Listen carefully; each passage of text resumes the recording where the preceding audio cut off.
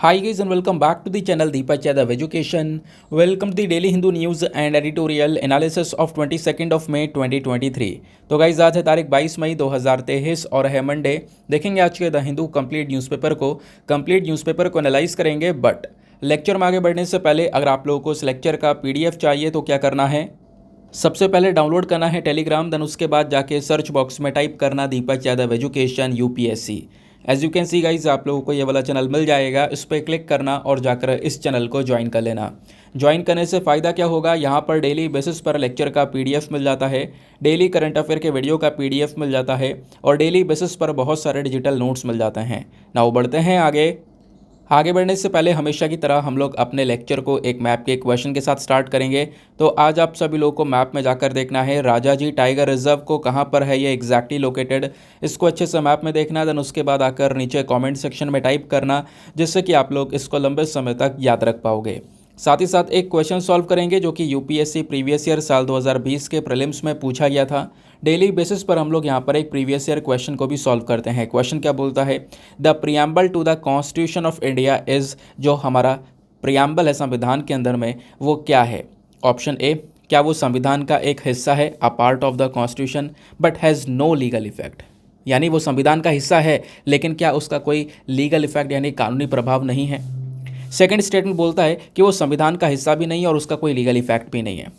Third statement बोलता है कि वो संविधान का हिस्सा तो है और उसका कानूनी प्रभाव भी वैसा ही है जैसा हमारे कॉन्स्टिट्यूशन का होता है। फिर लास्ट स्टेटमेंट बोलता है कि प्रियम्बल हमारे कॉन्स्टिट्यूशन का पार्ट तो है लेकिन उसका कोई लीगल इफेक्ट इंडिपेंडेंटली नहीं है, स्वतंत्र रूप से यहाँ पर इसका कोई ऐसा कानूनी प्रभाव नहीं देखने को मिलेगा। तो बताओ कौन सा स्टेटमेंट करेक्ट है। नीचे आपको ऑप्शन दिए गए हैं, ऑप्शन क्या दिए गए हैं 1 2 3 4 में से आपने डायरेक्टली यहाँ पर बताना है और एटलीस्ट सभी को इसमें पार्टिसिपेट करना है, जैसा मैं आप लोगों से डेली बेसिस पर बोलता हूँ। बाय द वे इसका जो करेक्ट आंसर है वो मैंने आपको टेलीग्राम पर प्रोवाइड करवा दिया है, वहाँ से भी आप इसको चेकआउट कर सकते हो। और अगर वहाँ पर आंसर नहीं मिलता है तो भी कोई परेशान होने की ज़रूरत नहीं है, वीडियो के लास्ट में इसके करेक्ट आंसर का डिस्कशन हम लोग करेंगे।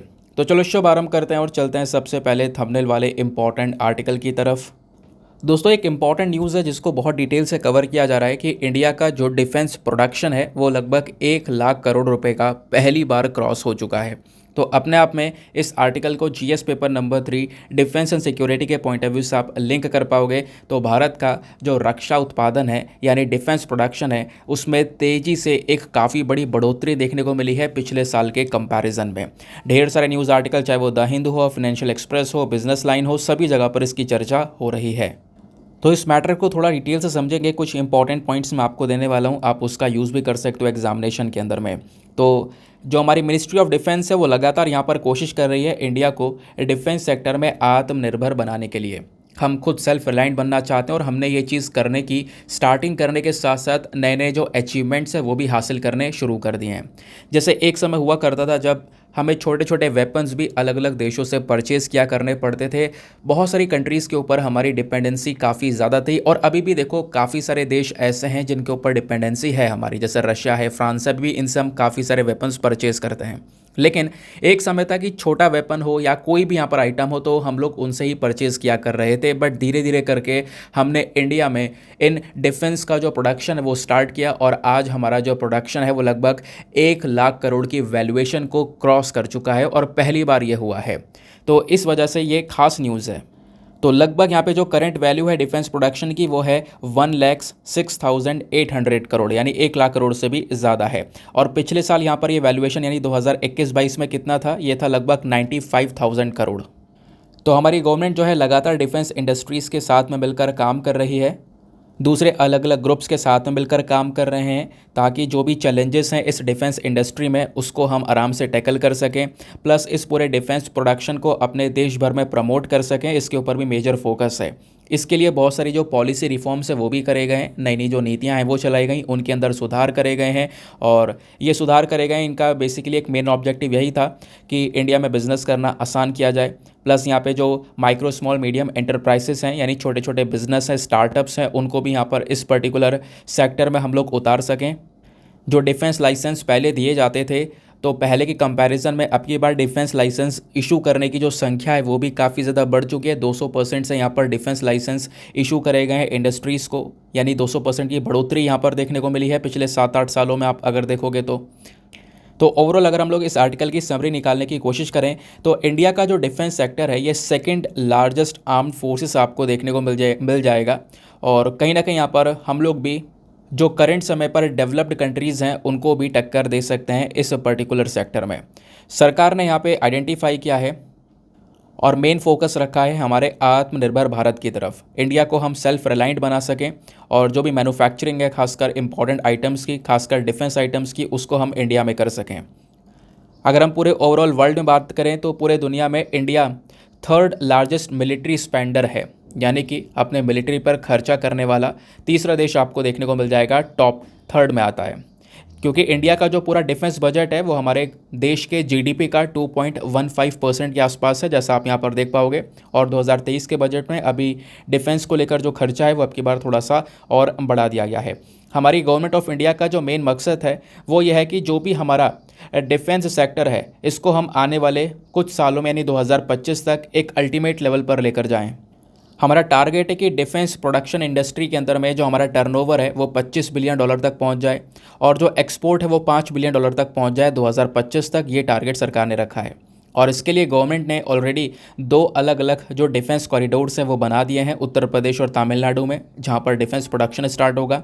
और इसमें अगर आपको अचीवमेंट देखना है तो आप ये देख सकते हो कि हम लोग ना प्रोडक्शन कर भी रहे हैं और एक्सपोर्ट भी कर रहे हैं।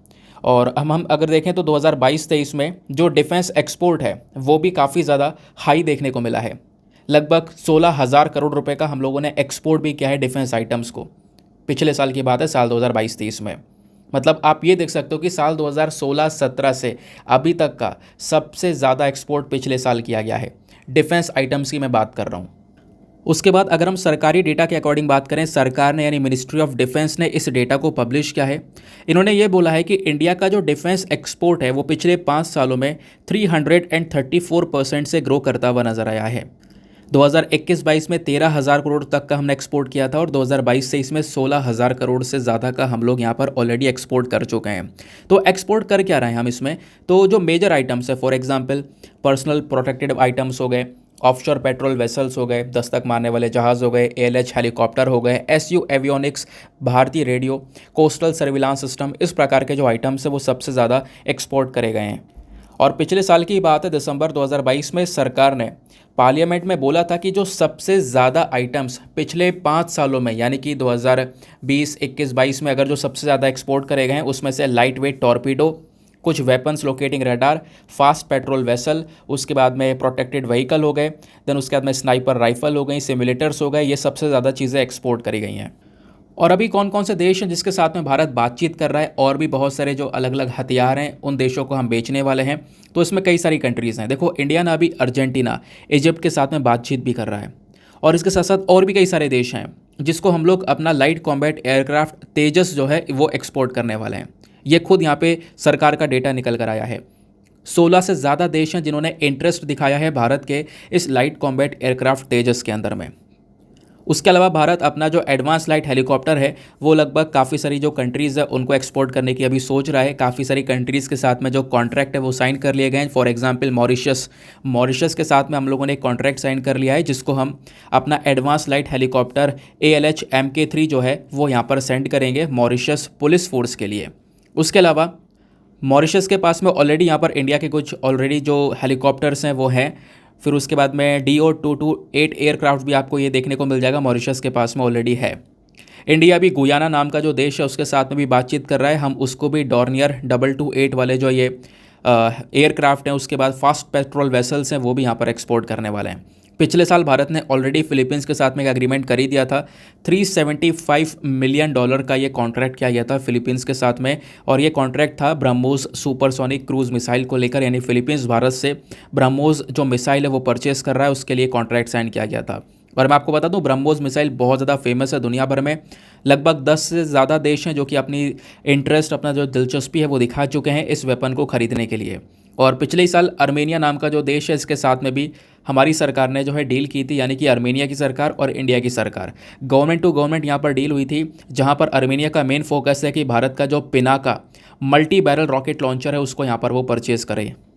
ठीक है, अगर मैं इसके बारे में और बताऊं तो और डिटेलिंग्स में जाओगे तो और भी कई सारे कंट्रीज़ के नाम आपको इस लिस्ट में देखने को मिलेंगे जो कि अलग अलग प्रकार के इंडियन वेपन्स में अपना जो इंटरेस्ट है वो दिखा रहे हैं। बट अभी समझने के लिए इतनी चीज़ें काफ़ी हैं और आप देख सकते हो कि हमारा पिछले कुछ साल में डिफेंस प्रोडक्शन के मामले में कितना बड़ा अचीवमेंट हुआ है। आगे आते हैं। नाउ नेक्स्ट पेज पर दो इंपॉर्टेंट आर्टिकल देखने को मिलेंगे। ठीक है, और ये वाला जो आर्टिकल है उसको आप GS paper number 2 international relation से लिंक कर पाओगे। अभी आपको पता है G20 की जो मीटिंग है वहाँ से शुरू होने वाली है 22 मई, 23 मई, 24 मई, ये तीनों दिन बहुत बहुत इंपॉर्टेंट होने वाले हैं। G20 की मीटिंग पहली बार इंडिया में, मतलब पहली बार भारत के हाथ में प्रेसिडेंसीशिप है G20 की। सभी देश आने वाले हैं, आपस में डिस्कशन किया जाएगा। कहाँ पर यह मीटिंग है? कश्मीर में। और इसी वजह से यहाँ पर एक कंसर्न वाली चीज़ भी नज़र आ रही है।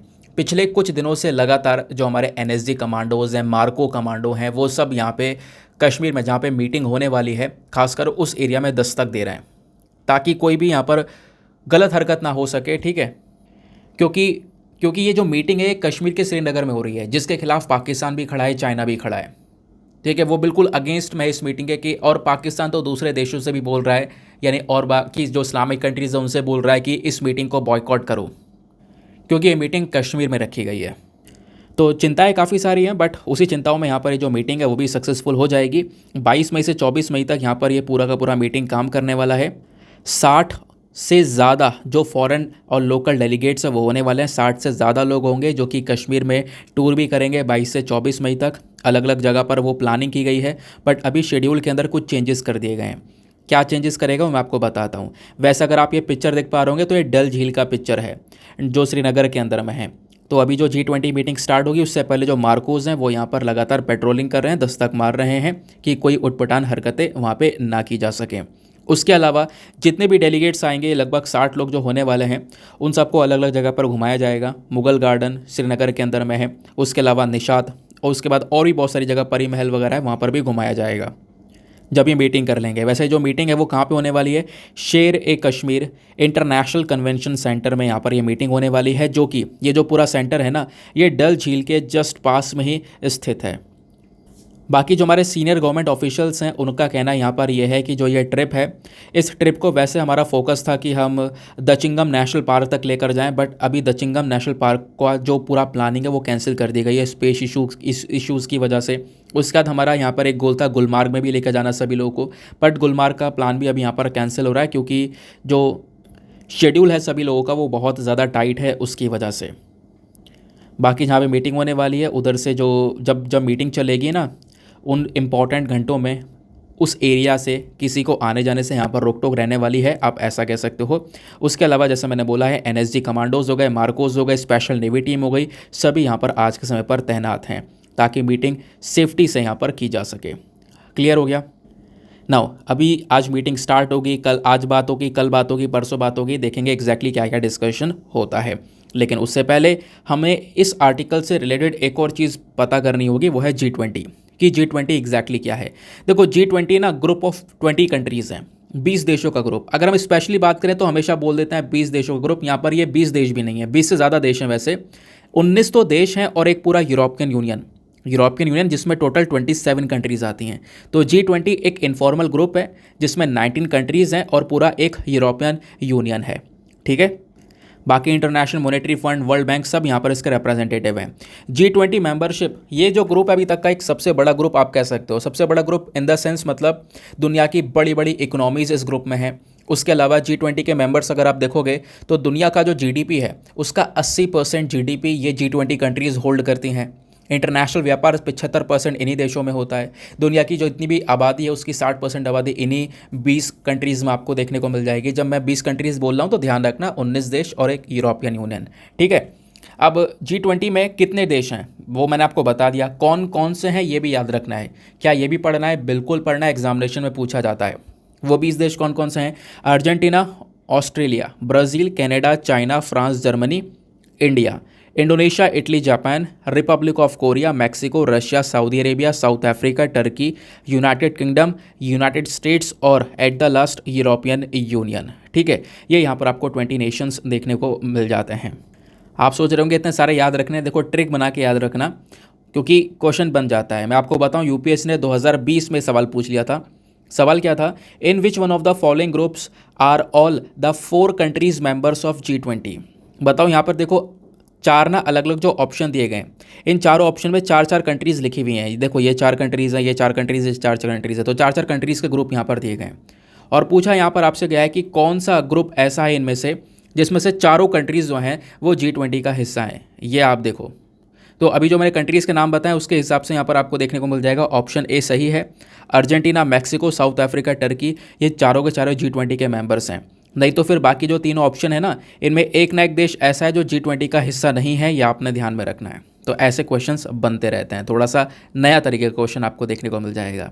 बाकी G20 का स्ट्रक्चर और फंक्शनिंग की बात करेंगे तो आपको पता होगा कि पूरे इस G20 की एक प्रेसिडेंसीशिप भी होती है। जैसे 2023 की प्रेसिडेंसीशिप भारत के हाथ में है, ऐसी पिछले साल इंडोनेशिया के हाथ में थी, इंडोनेशिया से भारत के हाथ में ट्रांसफ़र हुई है, आगे किसी और देश के हाथ में यहाँ पर इंडिया ट्रांसफ़र करेगा। तो ऐसी जो प्रेसिडेंसीशिप है वो रोटेट होती रहती है हर साल, एक नया कंट्री यहाँ पर इसको होस्ट करता है, ये आपने ध्यान में रखना है। अच्छा, कैसे सेलेक्ट करते हैं, तो उसके लिए आपको ध्यान में रखना होगा, जब भी किसी देश को प्रेसिडेंट बनाना पड़ता है जिस भी साल के लिए G20 का, तो उसके लिए जो 19 देश है ना, इनको अलग अलग 5 ग्रुप में डिवाइड किया जाता है। हर एक ग्रुप में 4 देश होते हैं और वो जो प्रेसिडेंसीशिप है वो इन्हीं ग्रुप में रोटेट होती रहती है। हर साल जो G20 है वो इन ग्रुप में से एक देश को सेलेक्ट करता है, उसको प्रेसिडेंट बनाता है। फॉर एग्जाम्पल अगर मैं बात करूं तो 4 ग्रुप में इसमें, ठीक है। इंडिया कौन से ग्रुप में है, तो इंडिया ग्रुप नंबर 2 में है, ये भी बहुत इंपॉर्टेंट पॉइंट है। ग्रुप नंबर 2 में कौन कौन से 4 देश हैं, एक तो इंडिया हो गया, उसके अलावा रशिया, साउथ अफ्रीका और टर्की। तो इस बार साल 2023 की जो प्रेसिडेंसीशिप है वो ग्रुप 2 के एक मेंबर के हाथ में है। अगले साल की जो प्रेसिडेंसीशिप होने वाली है वो किसी दूसरे ग्रुप के किसी कंट्री को मिलेगी, ठीक है। और ये भी ध्यान रखना है, G20 का कोई अपना परमानेंट हेडक्वार्टर नहीं है। आपसे पूछा जा सकता है, और एग्जैक्टली जैसे जेनेवा वगैरह का नाम सबसे ज़्यादा चलता है ना, तो आपसे पूछ लिया जाएगा या ऑप्शन में दे दिया जाएगा इसका हेडक्वार्टर यहाँ पर है, तो वो इनकरेक्ट ऑप्शन रहेगा। ध्यान रखना, इसका कोई अपना परमानेंट हेडक्वार्टर नहीं है। बाकी इस पूरे G20 में एक ट्रॉइका का भी कॉन्सेप्ट होता है। अब ट्रॉइका क्या होता है, देखो ट्रॉइका ना बेसिकली यहाँ पर मतलब है, जैसे कि फॉर एग्जांपल पिछले साल की G20 की प्रेसिडेंसीशिप और इस साल की जो करंट है और आने वाले समय की, मतलब पास्ट, प्रेजेंट और फ्यूचर। मतलब क्या है कि पिछले साल इंडोनेशिया के हाथ में G20 प्रेसिडेंसीशिप थी, तो इंडोनेशिया ट्रॉइका का हिस्सा है। इंडिया के हाथ में इस बार है फ्यूचर प्रेजेंट में, और आने वाले समय पर जिस भी देश के हाथ में होगी, ठीक है, वो यहाँ पर इसमें जुड़ जाएगा। तो ट्रॉइका में यहाँ पर ये 3 कंट्रीज़ आपको देखने को मिल जाती हैं। क्लियर।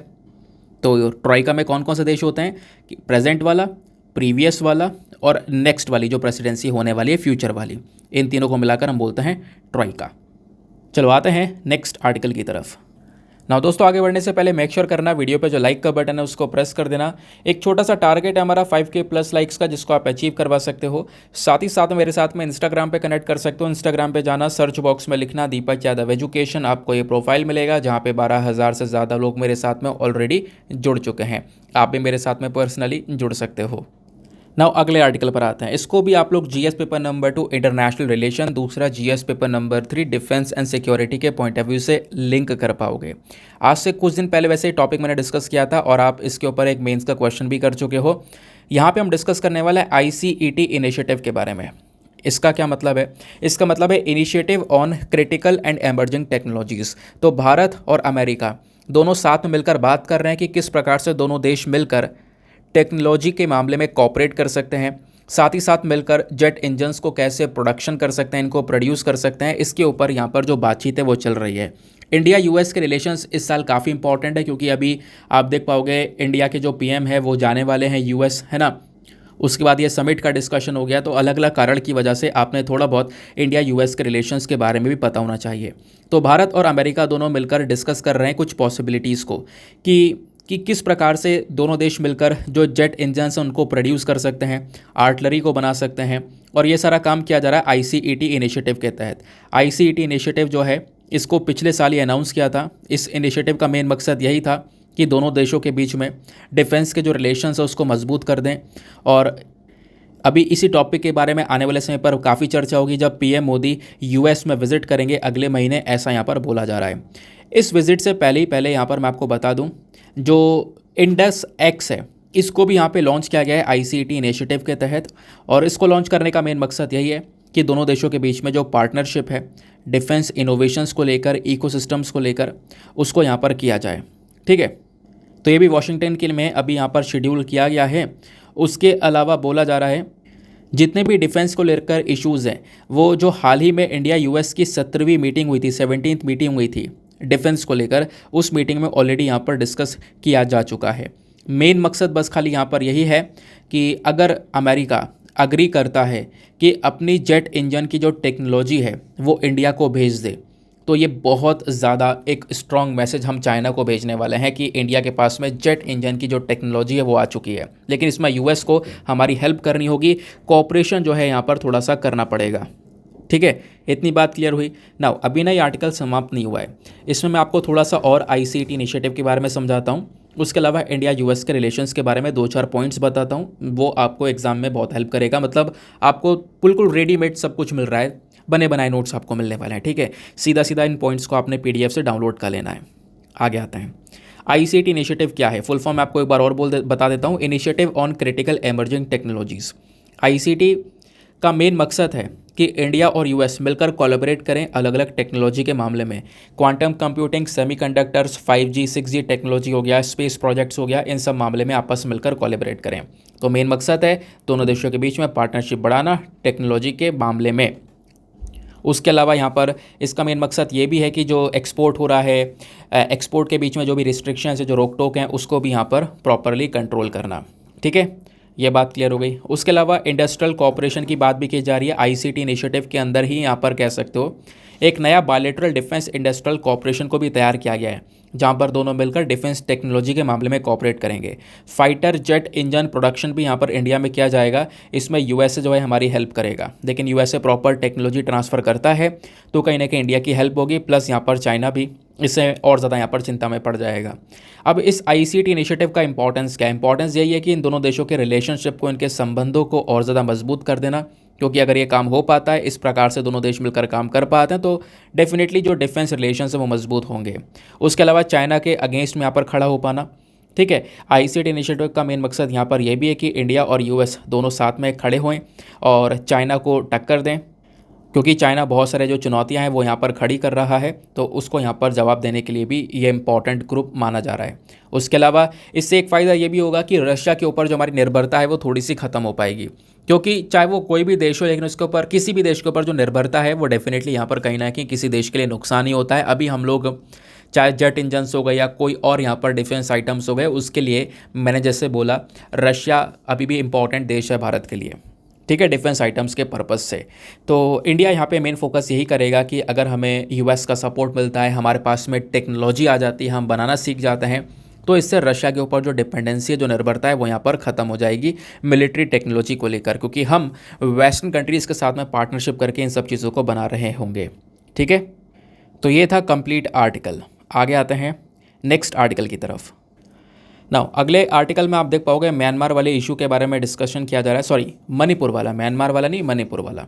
तो आपको पता है रिसेंटली जो मणिपुर है हमारा एक नॉर्थ ईस्टर्न स्टेट है, वहाँ पर काफ़ी ज़्यादा बवाल हो गया था 3 मई के बाद। यहाँ पर खासकर 5 मई को ये जो इशू है वो काफ़ी ज़्यादा बड़ा। 2 कम्युनिटी जो है म्यांमार के अंदर में वो आपस में भिड़ गई थी, एक तरफ मेती कम्युनिटी और दूसरी तरफ यहाँ पर कुकी कम्युनिटी, इन दोनों के बीच में आपस में लड़ाई हो गई थी। ठीक है, किस चीज़ को लेकर? शेड्यूल ट्राइब के स्टेटस को लेकर। ठीक है, अब हुआ यहाँ पर ये बहुत ज़्यादा हिंसा भड़की, काफ़ी ज़्यादा बवाल हुआ, बहुत सारे जो पुलिस है उनको वहाँ पर तैनात किया गया। सिचुएशन अभी भी यहाँ पर नॉर्मल नहीं है। उसके बाद जो कुकी ग्रुप है ना, आज के समय पे वो मांग कर रहे हैं कि हमें मणिपुर से सेपरेट होना है, मणिपुर से अलग होना है, मणिपुर से अलग जगह दे दो। हम ये नहीं कह रहे इंडिया से अलग होना है। कुकी ग्रुप की मांग है कि हमें मणिपुर से सेपरेट कर दिया जाए, अलग कर दिया जाए, हम यही चाहते हैं। इस मैटर को समझने से पहले थोड़ा सा आपको बैकग्राउंड और समझना होगा।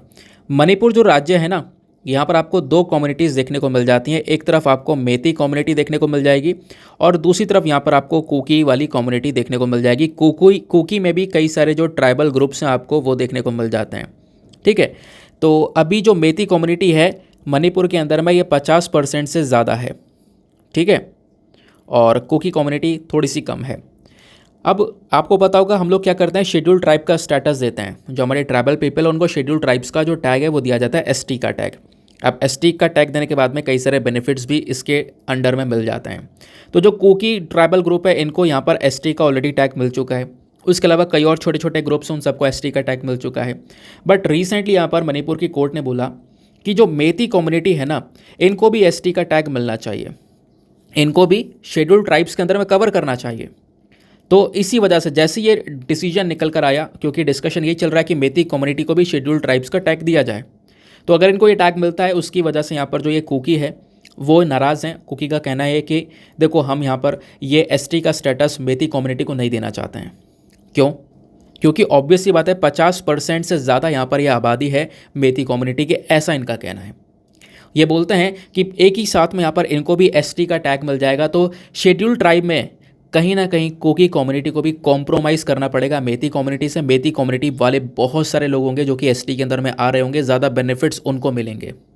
अभी पहाड़ों के ऊपर में घर ये लोग नहीं खरीद पाते हैं, वहाँ पे रह नहीं पाते हैं, केवल एसटी टैग वाली रह पा रहे हैं, तो वो सारी फैसिलिटीज़ भी इनको मिल जाएगी। तो उस चीज़ से यहाँ पर कुकी कम्युनिटी नाराज़ है।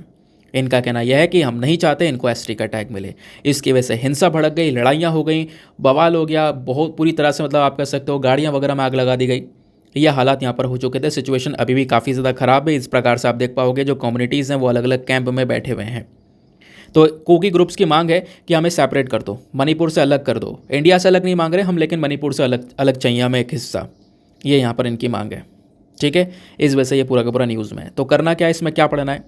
पढ़ना आपने यहाँ पर यह कि मेती कम्युनिटी और कुकी कम्युनिटी दोनों के बारे में जान लेना है।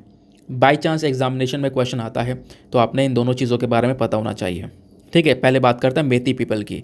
जो मेती कम्युनिटी है इनको हम लोग मणिपुरी पीपल के नाम से भी जानते हैं। ये मणिपुर स्टेट में आपको ये रहते हुए नज़र आएंगे। ये लोग मेती भाषा के यूज़ करते हैं। ऑफिशियली यहाँ पर इसको मणिपुरी भाषा बोलते हैं। मणिपुरी भाषा वो भाषा है जो कि भारत की 22 ऑफिशियल लैंग्वेजेस हैं उसी का एक हिस्सा है। उसके बाद में डिस्ट्रीब्यूशन की बात करेंगे तो ये मेती कम्युनिटी वाले लोग कहाँ कहाँ पर रह रहे हैं आज के समय पर? मणिपुर में तो रह ही रहे हैं। मणिपुर के साथ साथ मणिपुर के आसपास के राज्य असम, त्रिपुरा, नागालैंड, मेघालय, मिजोरम में भी रह रहे हैं। ठीक है, उसके अलावा आस पड़ोस के देशों में भी इनकी कम्युनिटी देखने को मिलेगी। म्यांमार, बांग्लादेश में भी आपको मेती कम्युनिटी रहती हुई नजर आएंगी। मैंने जैसा बोला मणिपुर की जितनी पॉपुलेशन है उसमें 53% के आसपास का जो रिप्रेजेंटेशन है वो मेती कम्युनिटी का है। मेती कम्युनिटी को अलग अलग वंश में जो क्लैंस है उसमें यहाँ पर डिवाइड किया गया है, ये आप यहाँ पर देख पाओगे। ठीक है, जहाँ पर ये लोग अपने इकोनॉमी को यानी कि पैसा वगैरह कैसे कमा रहे हैं, तो यहाँ पर राइस कल्टीवेशन ज़्यादातर करते हैं। खेतों में चावल का उत्पादन यहाँ पर किया जाता है, उसी के बेसिस पर इनकी जो अर्थव्यवस्था है वो चलती है। तो मेती कम्युनिटी कौन सा रिलीजन फॉलो करती हैं? तो मेजॉरिटी जो लोग हैं वो हिंदुइज़्म को फॉलो करते हैं और उनमें से 8% से ज़्यादा आपको मुस्लिम्स देखने को मिल जाएंगे। इनका एक इंपॉर्टेंट फेस्टिवल है याओशांग फेस्टिवल। जैसे होली होती है वैसे ही आप कह सकते हो ये भी फेस्टिवल है, लेकिन इसको कह सकते हो ये मणिपुर वर्जन ऑफ होली है। ठीक है, 5 दिन का ये सेलिब्रेशन चलता है। ये स्टार्ट होता है योशांग से। योशांग को जलाकर, यानी एक हट होती है जिसको बांस से है ना स्ट्रॉ से बनाया जाता है, तो पहले दिन पर इसको जलाया जाता है। उसके अलावा यहाँ पर जो फेस्टिवल है इसको सेलिब्रेट करते हैं। 5 दिन तक ये फेस्टिवल चलता है। ठीक है, ट्रेडिशनल मणिपुर फोल्क डांस वगैरह भी यहाँ पर जो है किया जाता है। इस प्रकार की डांसिंग वगैरह देखने को मिलेगी जहाँ पे बॉयज़ और गर्ल्स आपस में हाथ पकड़कर गाते हैं, डांस करते हैं एक सर्कल में।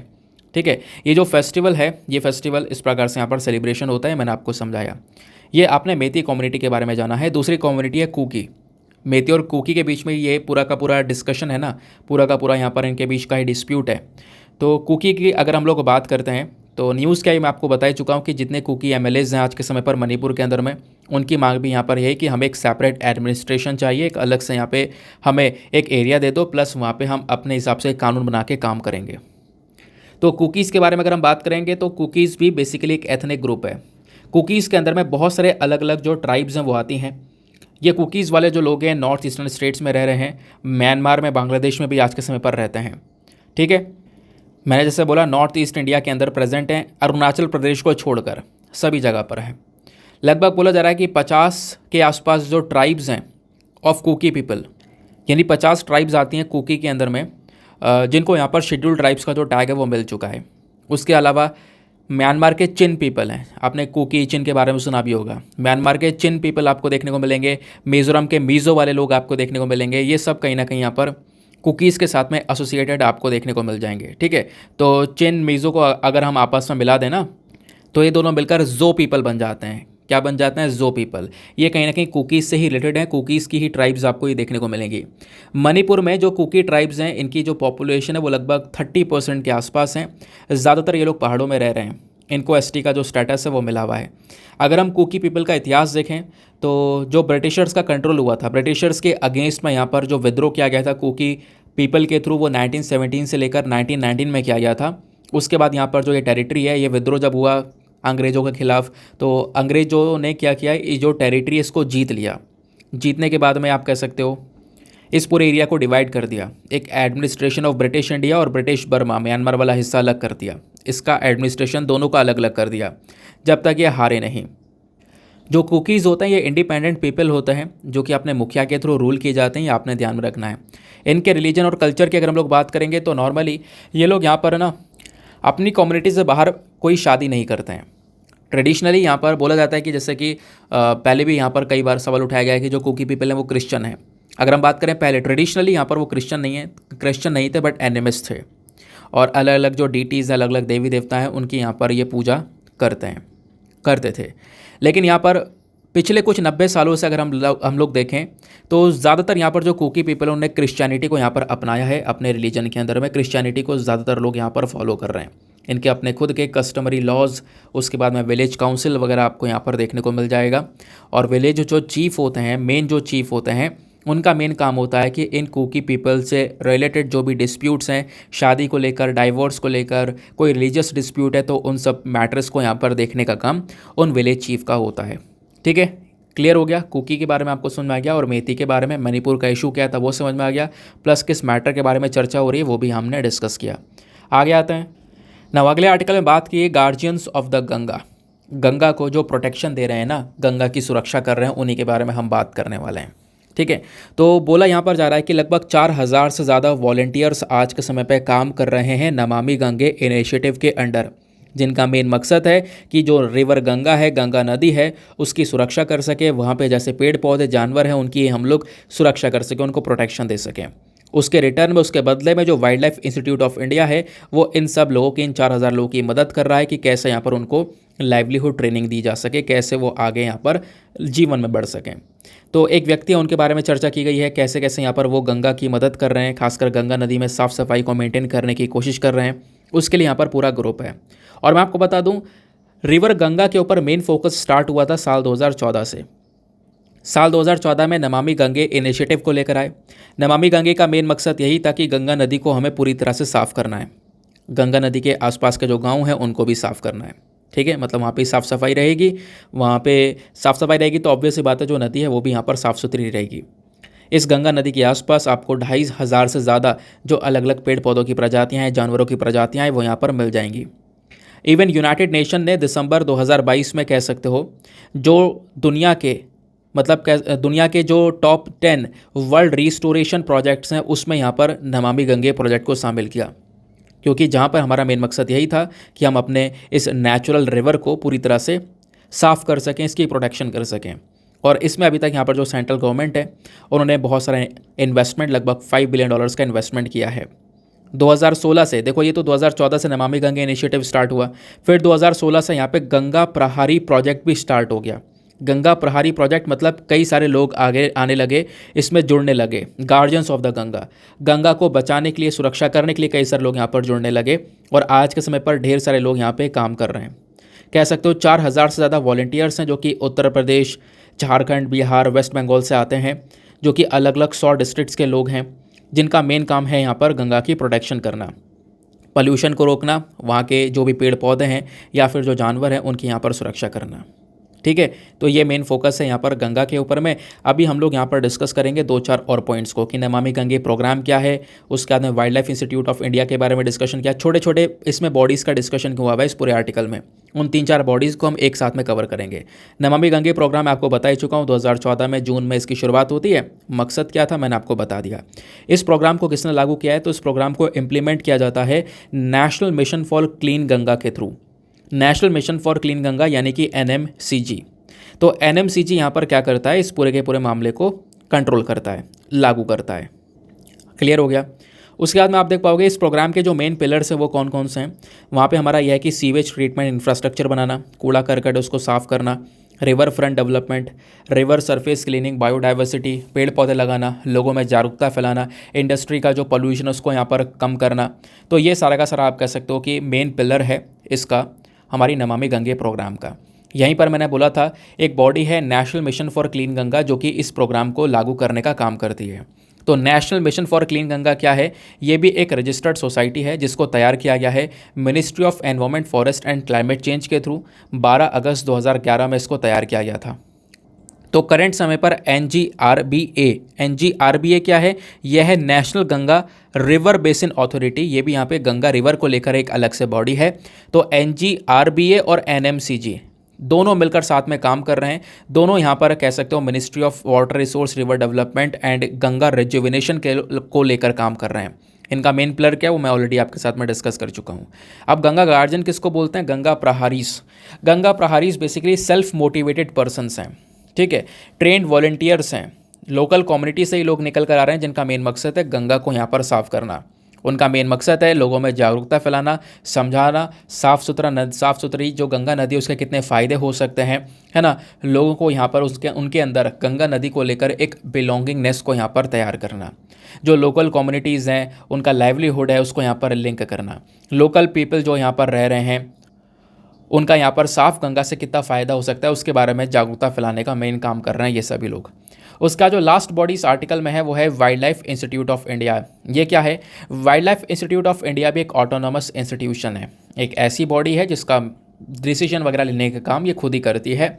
इसको ministry of forest and climate change के तहत तैयार किया गया था और इसी मंत्रालय के अंडर में यहाँ भी आता है। Wild life institute of India को बनाया गया था 1982 में और ये देहरादून उत्तराखंड बेस्ड बॉडी आपको देखने को मिल जाएगी। इसका मेन काम है कुछ training programmes, academic course plus कुछ एडवाइजरी वगैरह जारी करता है वाइल्ड लाइफ रिसर्च को लेकर और वाइल्ड लाइफ मैनेजमेंट को लेकर। ठीक है, बात क्लियर हो गई।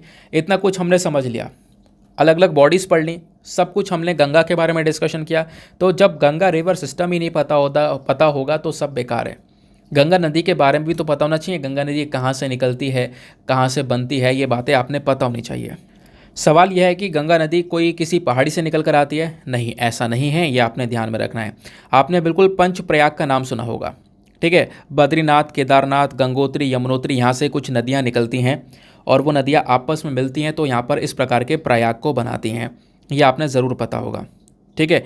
जैसे कि अगर हम लोग अभी गंगा नदी की बात कर रहे हैं तो गंगा नदी कैसे बनती है, कहीं से निकल कर नहीं आ रही गंगा नदी, ठीक है। मैं आपको बताता हूँ, गंगोत्री से ना एक नदी निकलती है जिसका नाम है भागीरथी, और केदारनाथ से, कह सकते हो बद्रीनाथ से।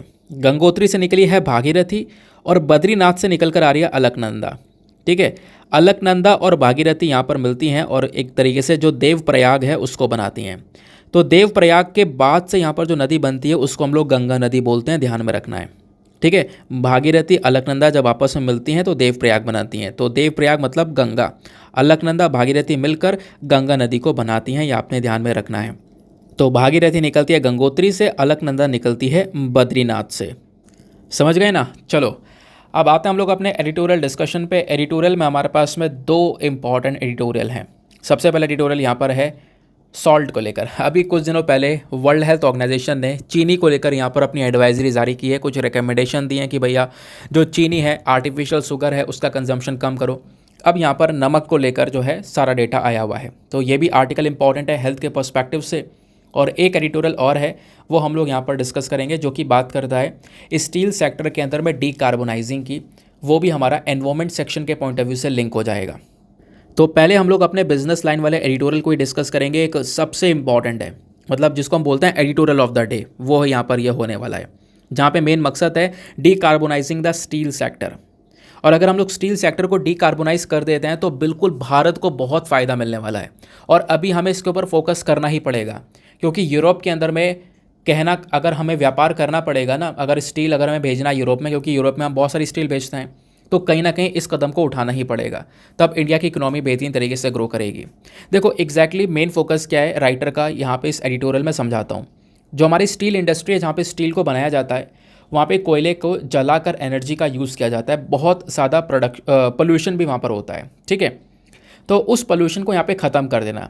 स्टील सेक्टर में से जो कार्बन निकल रहा है उस कार्बन को ख़त्म कर देना, उसी को हम डीकार्बोनाइज बोलते हैं। तो स्टील सेक्टर को अगर हम डीकार्बोनाइज कर देते हैं तो इससे बहुत सारे फ़ायदे होंगे। इसको लेकर ये पूरा आर्टिकल लिखा गया है रजत गुप्ता और साथ ही साथ में कुंवर सिंह साहब ने यहाँ पर इस पूरे आर्टिकल को लिखा है। समझते हैं क्या है इनके पॉइंट ऑफ व्यूज़, और बहुत ध्यान से सुनते हुए चलना क्योंकि आज का मेंस का क्वेश्चन इसी आर्टिकल के ऊपर बेस्ड होने वाला है। तो दोस्तों जितने भी इंपॉर्टेंट पॉइंट्स हैं वो सब इंपॉर्टेंट पॉइंट्स आपको स्क्रीन पर नीचे की साइड में दिखाई पड़ेंगे, आप बस खाली अच्छे से चीज़ों को सुनते हुए चलना। ठीक है, सबसे पहली चीज़ यहाँ पे राइटर ने इस एडिटोरियल को क्यों लिखा है, लिखने का पीछे का पर्पज़ है कि जो स्टील इंडस्ट्री है वो करंट समय पर इंडिया के लिए एक बहुत इंपॉर्टेंट पिलर है। जो स्टील इंडस्ट्री है, कह सकते हो कि इंडिया में एक ऐसी इंडस्ट्री है जो कि हमारी इकोनॉमी को भी एक बहुत बड़ा बढ़ावा दे रही है। लेकिन इसमें ये बात भी सच्ची है कि एक ऐसी इंडस्ट्री है जो कि इंडिया में सबसे ज़्यादा कार्बन डाइऑक्साइड का प्रोडक्शन भी कर रही है। ठीक है, यानी बहुत ज़्यादा पोल्यूशन भी कर रही है। तो जो भी यहाँ पर स्टील इंडस्ट्री में काम करने वाले लोग हैं, इनको मेन फोकस करना होगा इस पर्टिकुलर चैलेंज को लेकर। ये जो चुनौती है ना कि यहाँ से इतना सारा प्रदूषण निकल रहा है, इसको कंट्रोल करना होगा। कंट्रोल कैसे कर सकते हैं? डीकार्बोनाइजेशन को स्टार्ट करके, कार्बन को यहाँ पर ख़त्म करके। मैं आपको इंडिया के हालात बताऊं तो इंडिया ना करंट समय पर चाइना के बाद सेकंड लार्जेस्ट स्टील प्रोड्यूसर है। चाइना टॉप पर है, उसके बाद भारत दूसरे नंबर पर आता है जो कि दुनिया में सबसे ज़्यादा स्टील को बनाता है। उसके अलावा और भी जो अलग अलग एनालिसिस हैं वो ये बताते हैं कि बहुत ज़्यादा स्टील का कंजम्पशन भी हम करते हैं। 2050 तक स्टील का कंजम्पशन भी इंडिया में बढ़ने वाला है। जो स्टील का प्रोडक्शन है भारत के अंदर में, वो आने वाले कुछ दशकों में बहुत ज़्यादा तेज़ी से इंक्रीज़ होगा और कहीं ना कहीं हमें दुनिया भर की जो डिमांड है वो पूरी करनी है, अपने देश की डिमांड पूरी करनी है, तो हमें प्रोडक्शन भी बढ़ाना होगा। तो इस पूरे सेक्टर को डीकार्बोनाइज करना इम्पॉर्टेंट है। अगर हम यहाँ से पोल्यूशन को ख़त्म कर देते हैं तो हमारे लिए इससे अच्छी चीज़ कोई होने वाली नहीं है। बट इसमें पोल्यूशन ख़त्म कर पाना इतना आसान नहीं है जितना हम लोग यहाँ पर सोच रहे हैं, बट पॉसिबल ज़रूर है। तो हमें यहाँ पर अगर अपने देश का ग्रीन फ्यूचर देखना है तो उसमें सबसे पहले स्टील इंडस्ट्री को हमने क्या करना पड़ेगा? डीकार्बोनाइज करना पड़ेगा। राइटर पहले समझाते हैं कि इस टॉपिक की गहराई को अगर समझना है तो पहले आपने समझना होगा कि इंडिया का जो स्टील सेक्टर है वो आखिरकार कितना विशाल है। तो अगर हम लोग प्रोडक्शन का सिनेरियो देखें तो स्टील जो है इंडियन इकोनॉमी के लिए एक इम्पॉर्टेंट पोर्शन आपको देखने को मिलेगा। मतलब हमारे देश की जो जीडीपी है, gross domestic product, overall economy है, साल 2021-22 की जो इकोनॉमी थी ना, उसमें 2% का कंट्रीब्यूशन स्टील इंडस्ट्री का था। आप इमेजिन कर सकते हो कितनी बड़ी इंडस्ट्री है। इंडिया वर्ल्ड का सेकंड लार्जेस्ट प्रोड्यूसर है, जैसे मैं आपको ऑलरेडी बता ही चुका हूँ। जो कच्ची स्टील होती है, क्रूड स्टील होती है, रॉ मटेरियल में उसको प्रोड्यूस करने में इंडिया सेकेंड नंबर पर आता है। और अगर हम कंजम्पशन की बात करें तो कंजम्पशन भी हम लोग बहुत सारा जो स्टील उसका कर लेते हैं क्योंकि इंडिया के अंदर में आबादी भी बहुत है, प्लस यहाँ पे उसको रिक्वायरमेंट भी बहुत है। उसके अलावा स्टील के लिए एक पॉलिसी को बनाया गया था, नेशनल स्टील पॉलिसी 2017। ये इस पॉलिसी का मेन टारगेट था कि हम लोग क्या करेंगे, लगभग 300 मिलियन टन्स के आसपास स्टील का प्रोडक्शन करेंगे 2030 तक। तो हमने टारगेट ये सेट कर रखा है कि हमें स्टील का प्रोडक्शन बढ़ाना है, हर साल इंक्रीज़ करना है। 2050 तक हर साल हमें 435 मिलियन टन के आसपास स्टील का प्रोडक्शन करना है, ऐसा यहाँ पर अंदाज़ा है, ऐसा हम टारगेट लेकर चल रहे हैं। लेकिन दूसरी तरफ यह भी तो देखना है कि उससे पोल्यूशन कितना ज़्यादा होगा। तो मेन फोकस, भले ही आप प्रोडक्शन बढ़ाना चाहते हो अच्छी बात है, लेकिन दूसरा फोकस करना होगा कि उसका एनवायरनमेंट के ऊपर भी कोई बुरा इंपैक्ट ना पड़े। वो जो पोल्यूशन हो रहा है उसको आप कंट्रोल कर सको, डीकार्बोनाइजिंग कर सको आप इस पूरी की पूरी इंडस्ट्री को। ठीक है, लेकिन ये बात भी सच्ची है कि स्टील की वजह से, इस इंडस्ट्री की वजह से, मतलब हमारे देश से जो भी कार्बन एमिशन हो रहा है उसका 1/3 जो कार्बन एमिशन हो रहा है, पोल्यूशन हो रहा है, वो स्टील इंडस्ट्री से निकल कर आ रहा है। उसके बाद में मतलब देश के अंदर जितना पोल्यूशन हो रहा है ना कार्बन का, उसमें से 11% पोल्यूशन, 11% आप इमेजिन करो, अकेला केवल इस इंडस्ट्री से निकल रहा है। तो हमने अगर इसी को कंट्रोल कर लिया, सेक्टर को डीकार्बोनाइज कर दिया, तो अपने देश का जितना ही पोल्यूशन हो रहा है, कार्बन हो रहा है, उसमें 11% हम कम कर देंगे एक झटके में। ठीक है, क्यों? अब देखो, जब स्टील को प्रोड्यूस किया जाता है ना, जब बनाया जाता है, तो इससे बहुत सारे अलग अलग प्रकार के प्रदूषण, पोल्यूटेंट्स निकलते हैं। For example carbon monoxide, carbon dioxide, oxide of sulphur, oxide of nitrogen and PM2.5, waste water, hazardous water, solid waste, ये सारी चीज़ें यहाँ पर निकलती हैं स्टील को बनाते वक्त। ठीक है, ये ध्यान में रखना, क्योंकि ये यूपीएससी का क्वेश्चन है कि क्या क्या निकलता है जब हम स्टील को बनाते हैं, तो कौन कौन सा पोल्यूशन निकलता है। अभी मैं आपको सारे के सारे जो यूपीएससी के क्वेश्चंस हैं स्टील इंडस्ट्री से रिलेटेड वो भी मैं आपको आगे दिखाऊंगा। दूसरा राइटर बोलते हैं कि ये तो हमने समझ लिया कि इंडस्ट्री का कितना बड़ा लेवल है, पोल्यूशन कितना कर रही है, ये भी समझ लिया। अब ये समझो कि इस इंडस्ट्री को यहाँ पे डीकार्बोनाइज करने का इंपॉर्टेंस कितना बड़ा है, यानी कि यहाँ से अगर हम पोल्यूशन खत्म कर दें तो उसका इंपॉर्टेंस कितना ज़्यादा आपको देखने को मिलेगा। अगर हम अपनी इस इंडस्ट्री के अंदर में डीकार्बोनाइजेशन कर दें, ग्रीन स्टील को बनाना शुरू कर दें जिससे पोल्यूशन ना हो, तो कहीं ना कहीं इंडिया अचानक से दुनिया में ग्रीन स्टील मैन्युफैक्चरिंग का एक हब बन जाएगा। इंडिया को अलग से एक टैग मिल जाएगा। इस पूरी इंडस्ट्री को डीकार्बोनाइज करने से कहीं ना कहीं यहाँ पर बाकी सारी जो हमारी इंडस्ट्रीज़ हैं उनके ऊपर भी असर पड़ेगा। कार, इंफ्रास्ट्रक्चर, बिल्डिंग्स, इनके ऊपर भी यहाँ पर इम्पैक्ट पड़ेगा। वहाँ पे भी आप कह सकते हो जो पोल्यूशन का कंट्रीब्यूशन है वो कम काउंट हुआ करेगा। इस इंडस्ट्री को यहाँ पर डीकार्बोनाइज करना इसलिए भी यहाँ पर इम्पॉर्टेंट है क्योंकि अभी ना यूरोपियन यूनियन जो है, जहाँ पे 27 देश आते हैं, वो देश हमसे बहुत सारे स्टील को परचेज करते हैं, लेकिन उन्होंने कुछ नियम कानून यहाँ पर स्टार्ट कर दिए लगाने, जहाँ पे उनका मेन मकसद है कि ये जो देश है ना, अगर इनके देश में कोई सामान पहुँचाएगा, कोई देश यहाँ पे इनके देश में सामान देता है, यूरोपियन यूनियन को यहाँ पर सामान देता है और उस सामान को बनाने में बहुत प्रदूषण हुआ है, तो यूरोपियन यूनियन उस सामान के ऊपर टैक्स लगाएगा। तो इससे हमें यहाँ पर ये भारी पड़ने वाला है। ये मैंने आपको समझाया भी था, थोड़े दिनों पहले की बात है। कार्बन बॉर्डर एडजस्टमेंट मैकेनिज्म मैंने डिस्कस किया था, याद आ रहा होगा। तो यही मकसद है कि अगर इन देशों को यानी यूरोपियन यूनियन को भारत स्टील बेचता है और पोल्यूशन करने के बाद में स्टील को बनाता है, तो कहीं ना कहीं इस पर हमें टैक्स भी बहुत ज़्यादा भरना पड़ेगा, जिससे हमें नुकसान ही होगा। जो पहले कमाई हो रही थी वो कमाई और ज़्यादा कम हो जाएगी। तो इस वजह से भी हमने फोकस करना थोड़ा सा ज़्यादा ज़रूरी है। तो ये तो इंपॉर्टेंस तो समझ गए कि हाँ कितना बड़ा महत्व है। लेकिन अब बात यहाँ पर यह है कि जब इतना कुछ है तो हम कर दें डीकार्बोनाइज, क्या दिक्कत है। लेकिन डीकार्बोनाइज इतनी आसानी से किया नहीं जा सकता, इसमें चुनौतियाँ बहुत सारी हैं, बहुत सारे चैलेंजेस हैं। पहला चैलेंज है कि आप यहाँ पे हाइड्रोजन का यूज़ कर सकते हो, ठीक है, लेकिन हाइड्रोजन का यूज़ करना थोड़ा एक्सपेंसिव पड़ जाएगा। जब हम स्टील को बनाते हैं ना तो दो तरीके यूज़ किए जाते हैं, एक होता है ब्लास्ट फर्नेस और एक होता है डीआरआई यानी कि डायरेक्ट रिड्यूस्ड आयरन। ठीक है, ब्लास्ट फर्नेस में क्या होता है, डायरेक्टली हम कोयले का यूज़ करते हैं, कोक का, जो कोयले का ही फॉर्म होता है कोक, उसका यूज़ किया जाता है, वो प्राइमरी फ्यूल होता है। और जो हमारा डायरेक्ट रिड्यूस फ्यूल होता है, यहाँ पे हम डायरेक्टली कोयला या फिर नेचुरल गैस को एज अ फ्यूल यूज़ कर सकते हैं। ठीक है, डायरेक्ट कोयले को और नेचुरल गैस को यूज़ कर सकते हैं, लेकिन बीएफ के अंदर में हम लोग यहाँ पर कोक का यूज़ करते हैं ब्लास्ट फर्नेस में। ठीक है, अब इंडिया जो 90% अपनी क्रूड स्टील को प्रोड्यूस कर रहा है ना, वो इसी ब्लास्ट फर्नेस वाले मेथड से कर रहा है, जहाँ पे हम कोक का यूज़ करते हैं। तो आप सोच रहे हो कि हम हाइड्रोजन का यूज़ करें इसकी जगह पर। हाइड्रोजन यहाँ पर बिल्कुल रिप्लेस कर सकता है, उसमें ताकत है, लेकिन उसका रोल भी बहुत ज़्यादा लिमिटेड है, या आप ऐसा कह सकते हो। ठीक है, हाइड्रोजन को लेकर आना, इसमें यहाँ पर इम्प्लीमेंट करना भी अपने आप में काफ़ी ज़्यादा कॉस्टली पड़ जाएगा, बहुत महंगा पड़ जाएगा, जबकि कोक वाला सिस्टम बहुत ज़्यादा सस्ता पड़ रहा है। तो तब भी वही बात है, अब भी वही बात है।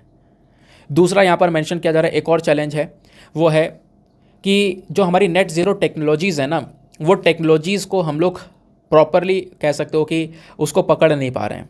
वो टेक्नोलॉजी से हम काफ़ी ज़्यादा पीछे हैं।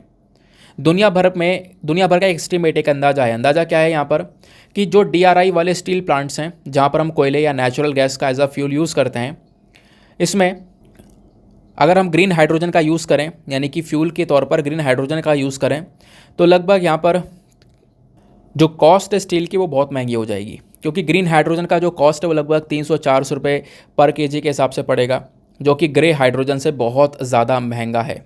ग्रे हाइड्रोजन क्या होता है, ग्रीन हाइड्रोजन क्या होता है, आपको पता होगा। ग्रीन हाइड्रोजन बनता है कैसे, जो हमारा पानी होता है, वाटर होता है, इसमें इलेक्ट्रोलिसिस करने के बाद में हम वाटर को स्प्लिट कर देते हैं। ठीक है, अब स्प्लिट करने के बाद में पानी में से O2 अलग, ऑक्सीजन अलग, और यहाँ पर जो हाइड्रोजन उसको अलग कर देते हैं, है ना, याद है ना, कल ही पढ़ाया था आपको। तो अब इसको पानी से अलग करने के लिए ना एक इलेक्ट्रिसिटी चाहिए होती है, बिजली चाहिए होती है। और अगर वो इलेक्ट्रिसिटी रिन्यूएबल एनर्जी है, मतलब कि हमारे सूर्य से बन रही है या हवा से बन रही है, तो यहाँ पे आप कह सकते हो कोई पोल्यूशन नहीं हो रहा है, वो ग्रीन हाइड्रोजन कहलाएगा। ठीक है, उस इलेक्ट्रिसिटी का, रिन्यूएबल एनर्जी वाली इलेक्ट्रिसिटी का यूज़ करेंगे पानी को स्प्लिट करने के लिए, वहाँ से हाइड्रोजन निकाल कर सेपरेट कर लेंगे। लेकिन ग्रे हाइड्रोजन में क्या होता है कि जिस बिजली का हम यूज़ कर रहे होते हैं पानी को स्प्लिट करने के लिए, उस बिजली को बनाने में पीछे बहुत प्रदूषण हो रहा होता है, कोयले को जलाकर वो बिजली बन रही होती है। तो एक तरफ आप हाइड्रोजन बना रहे हो, दूसरी तरफ यहाँ पे पोल्यूशन कर रहे हो, तो यहाँ पर वो ग्रे हाइड्रोजन कहलाता है। ठीक है, तो ग्रीन हाइड्रोजन काफ़ी महंगा है ग्रे हाइड्रोजन के कंपैरिजन में, ऐसा बोला जा रहा है। तो इसका कॉस्ट भी काफ़ी ज़्यादा बढ़कर लगेगा। उसके अलावा हमारे पास में अगर हम चलो ग्रे हाइड्रोजन को यूज़ करें और कार्बन कैप्चर कर लें, यानी कि कार्बन अगर निकल रहा है तो कार्बन को पकड़ने वाली टेक्नोलॉजी भी है, उसको स्टोर करने की टेक्नोलॉजी है। तो कार्बन स्टोर करने वाला जो प्लांट है वो लगाया जाता है, और उस प्लांट में भी जो कैपिटल कॉस्ट है वो काफ़ी ज़्यादा लग जाती है, और उस स्टोरेज प्लांट के ज़्यादा यूज़ भी नहीं है, थोड़े बहुत ही आपको यूज़ देखने को मिल जाएंगे। तो कहीं ना कहीं इसमें चैलेंजेस भी काफ़ी सारे हैं। अब बात आती है कदम की, हम क्या स्टेप्स ले सकते हैं, वे फॉरवर्ड क्या हो सकता है इस स्टील सेक्टर को डीकार्बोनाइज करने के लिए। तो राइटर बोलते हैं कि आपने क्या करना पड़ेगा, हाइड्रोजन को लेकर रैपिड डेवलपमेंट करना होगा। ठीक है, क्योंकि अभी देखो जब हम लोग ग्रीन हाइड्रोजन की बात कर रहे हैं ना, तो अगर उसका प्रोडक्शन बहुत ज़्यादा बड़े लेवल पर होगा, डिमांड काफ़ी अच्छी होगी, तो अपने आप जो उसके प्राइसेस हैं वो कम हो जाएंगे। लेकिन अभी ना ही इतने बड़े लेवल पर प्रोडक्शन हो रहा है, ना ही उसकी इतने बड़े लेवल पर डिमांड है। तो इस चक्कर में कहीं ना कहीं उसके जो प्राइसेस है वो भी काफ़ी ज़्यादा हैं। तो हमने क्या करना पड़ेगा, उसके जो प्राइसेस है उसको यहाँ पर मेंटेन करना पड़ेगा। आने वाले कुछ सालों के अंदर में हमें हाइड्रोजन को लेकर नए नए इन्वेस्टमेंट्स करने होंगे, क्योंकि ग्रीन टेक्नोलॉजी हमें आज भी चाहिए, कल भी चाहिए। तो कल से अच्छा यहाँ पर यह है कि आज ही उसको डेवलप कर लिया जाए, है ना। तो कल भी आपने ये काम करना ही है आने वाले समय में, क्योंकि दुनिया भर का प्रेशर हमारे ऊपर बढ़ने वाला है और अभी धीरे धीरे बन ही रहा है पोल्यूशन को, जनरेशन को लेकर। तो हमें ग्रीन हाइड्रोजन को लेकर थोड़ा इन्वेस्टमेंट करने की आवश्यकता है। उसके अलावा जो मैंने आपको टेक्नोलॉजी बताई थी CCUS, यानी कार्बन को कैप्चर और स्टोर करने वाली जो टेक्नोलॉजी है, उसके अंदर भी हमें इन्वेस्टमेंट करना होगा। ये भी काफ़ी एक्सपेंसिव टेक्नोलॉजी है, बट यहाँ पे इसके ऊपर भी हम थोड़ी रिसर्च करते हैं तो इसको एक्सपेंसिव से काफ़ी लेस एक्सपेंसिव बनाया जा सकता है। ठीक है, तो ये भी कहीं ना कहीं डीकार्बोनाइजेशन का एक काफ़ी बड़ा सोल्यूशन हो सकता है। इसके लिए हमें थोड़ा सा ज़्यादा रिसर्च और डेवलपमेंट चाहिए होगा, रिसर्च और डेवलपमेंट पर थोड़ा पैसा खर्चना होगा, जिससे हम लोग यहाँ पर एक कैप्चर टेक्नोलॉजी को बेहतर सस्ती बना पाएंगे, और इससे यहाँ पर जो भी कार्बन है उसको यहाँ पे हम स्टोर कर पाएंगे, कैप्चर कर पाएंगे। तो कार्बन भले ही रिलीज़ हो रहा हो, लेकिन दूसरी तरफ हमने उसको स्टोर करके रख लिया है। तो इससे भी क्या होगा, कहीं ना कहीं आप कह सकते हो कि जो पोल्यूशन है उसको हम कंट्रोल कर रहे होंगे। तो ये भी ग्रीन स्टील को बढ़ावा देगा। क्लियर हो गया। अब इंडिया के अंदर में स्टील सेक्टर को डीकार्बोनाइज करने के लिए अलग अलग प्रकार के जो इनिशिएटिव्स हैं वो भी स्टार्ट करे गए। For example national green hydrogen mission चलाया गया है, जहाँ पर मेन मकसद है हम ग्रीन हाइड्रोजन को बना सकें। उसके अलावा मिनिस्ट्री ऑफ स्टील का मेन टारगेट है कि जो हमारा कार्बन यूज़ हो रहा है स्टील इंडस्ट्री में, कार्बन रिलीज़ हो रहा है, उसको यहाँ पर कम करें, ग्रीन स्टील को यहाँ पर ज़्यादा से ज़्यादा प्रमोट करें। उसके अलावा नेशनल सोलर मिशन को स्टार्ट किया गया, ठीक है, जहाँ पर सोलर एनर्जी का ज़्यादा से ज़्यादा यूज़ करने के ऊपर मेन मकसद है। उसके बाद सरकार ने हाल ही में जो Kalyani group first green steel brand है, कल्याणी फेरेस्टा, यहाँ पर इसको भी यहाँ पर लॉन्च किया है, ऐसा ये बोला जा रहा है। ठीक है, तो मेन मकसद यहाँ पर यह है कि जो ग्रीन स्टील है उसको लॉन्च किया जा रहा है धीरे धीरे, बट अभी जो ये कॉन्सेप्ट है काफ़ी छोटा है और काफ़ी पीछे है। इसको हमें यहाँ पर इस कॉन्सेप्ट को प्रमोट करना होगा और आगे निकालना पड़ेगा। नाउ आज का जो मेंस का क्वेश्चन है वो इसी के ऊपर बेस्ड है। क्वेश्चन क्या बोलता है, what is the exact meaning of decarbonising steel sector and what are the challenges to decarbonising this sector. साथ ही साथ में आपने और भी डिस्कस करना है, ऑल्सो डिस्कस कि हम क्या क्या वे फॉरवर्ड लेकर चल सकते हैं इस स्टील सेक्टर को डीकार्बोनाइज करने के लिए। यानी ओवरऑल कह सकते हो कि जो मैंने आपको पूरा का पूरा आर्टिकल समझाया है अब एज इट इज़ लिख सकते हो, लेकिन लिखना नहीं है। यही यहाँ पर आपकी एक एक्सपर्टीज़ को देखा जाएगा कि आप कितने लंबे समय से आंसर्स लिख रहे हो। आपको ये काम करना है कि जो भी मैंने आपको कंटेंट दिया है ऐसे ही उठा के सीधा सीधा नहीं चेपना है। क्या करना है, उसको यहाँ पे अपने वर्ड्स में कन्वर्ट करना और उसको शॉर्ट करके 250 शब्द में लिखना। वरना मेरा यहाँ पर जो मैंने आपको कंटेंट दिया हुआ है वो एज इट इज़ लिख दोगे तो 250 शब्द से भी ज़्यादा है। दूसरा यहाँ पर वो पता चल जाएगा कि आपने एज इट इज़ छाप दिया है। ऐसा बिल्कुल नहीं करना है। करना है तो अपने खुद के वर्ड्स को लिखना है। समझ लिया आपने। अब उसको अपने वर्ड्स में उतारने की कोशिश करो कि कैसे मैं इतने बड़े आर्टिकल को 250 शब्दों में लिख सकता हूँ, समेट सकता हूँ बिना कोई पॉइंट छोड़े। यही यहाँ पर कला है आंसर राइटिंग की। ठीक है, तो अपने शब्दों में लिखने की कोशिश करना। हिंदी में मैं एक बार रीड कर देता हूँ। जो डीकार्बोनाइजिंग स्टील सेक्टर, इसका सही अर्थ क्या है पहले तो ये समझाना है। पार्ट 1 में, इसी क्वेश्चन में 3 पार्ट है। दूसरा पार्ट यहाँ पर बोलता है कि जो ये क्षेत्र है डीकार्बोनाइजिंग सेक्टर को लेकर, इसमें चुनौतियाँ क्या हैं। तीसरी चीज़ यहाँ पर इस बात पर भी आपने चर्चा करनी है कि इसमें जो चुनौतियाँ हैं उससे के लिए हम क्या क्या इनिशिएटिव लेकर चल सकते हैं, क्या क्या हम कदम उठा सकते हैं। ठीक है, तो 250 शब्दों में आंसर लिखना। आंसर लिखने के बाद में कहाँ पे सबमिट करना है, टेलीग्राम पर जाना, वहाँ पे जाके सर्च बॉक्स में लिखना Deepak Yadav education mains group. Full form लिखना। मेरा टेलीग्राम चैनल मिलेगा जहाँ पर 59,000 से ज़्यादा लोग मेरे साथ में ऑलरेडी जुड़ चुके हैं। आप भी मेरे साथ में पर्सनली जुड़कर अपने मेंस आंसर को लिखकर सबमिट कर सकते हो। अपने आंसर को सबमिट करने के साथ साथ एक छोटा सा काम और करना है। दोस्तों एटलीस्ट सभी लोगों को दो दो आंसर्स रिव्यू करने हैं। जब आप सभी लोग दो दो आंसर्स को रिव्यू करोगे तो बहुत सारे फ़ायदे होंगे आपको भी और सामने वाले को भी। आपको कुछ इंपॉर्टेंट पॉइंट्स मिलेंगे जो आप अपने नोट्स में इंक्लूड कर सकते हो। सामने वाले के आंसर में अगर कोई मिस्टेक होती है तो आप उनको बता सकते हो कि यहाँ पर इम्प्रूवमेंट की आवश्यकता है। ठीक है, बाकी मैं आपको कुछ और चीज़ें दिखाता हूँ। ये टॉपिक जो हमने डिस्कस किया है वो टॉपिक कितना इंपॉर्टेंट था मैं आपको ये बता देता हूँ। यूपीएससी ने 2015 में स्टील प्रोडक्शन को लेकर एक क्वेश्चन पूछा था कि इंडिया में जो स्टील प्रोडक्शन इंडस्ट्री है ना, इसमें क्या इंपोर्ट करता है भारत? सॉल्ट पेट, रॉक फॉस्फेट, कोकिंग कोल या इनमें से सारी चीज़ें? तो आपको अभी आपने कोकिंग कोल के बारे में, कोक के बारे में तो पढ़ा था बिल्कुल। तो कोकिंग कोल हम ज़्यादातर इंपोर्ट करते हैं, ये आपने ध्यान में रखना है, इंपोर्ट की बात हो रही है। तो स्टील प्रोडक्शन इंडस्ट्री क्या इंपोर्ट करती है? Coking coal. तो ऑप्शन सी यहाँ पर सही है। फिर देखो 2015 का क्वेश्चन था ये, मतलब उससे पहले 2014 में भी एक क्वेश्चन पूछा गया था। क्वेश्चन क्या था? Which of the following are some important pollutants released by steel industry in India?